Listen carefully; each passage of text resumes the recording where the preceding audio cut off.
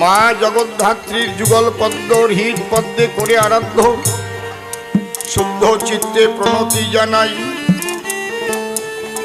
সাধুগুরু বৈষ্ণব হেরি আর যত পুরুষ নারী, আমি করজোড়ে সবাইকে আজ প্রণাম জানাই। স্মরণ করি পরমেশ, যার গুণ বর্ণিয়া শেষ বেড়ে করতে নারে। স্মরণ নিলে যার পায় ব্যাঘাত বিঘ্ন দূরে যায়, বারে বারে প্রণাম করি তারে। আজ গাইতে এসেছি কবিগান, শ্রদ্ধেয় শিশির বাবুর গৃহস্থান। বড় আনন্দিত হয়েছে মোদের মন, শ্রোতারা আছেন চারিধারে, আমি প্রণাম করি কর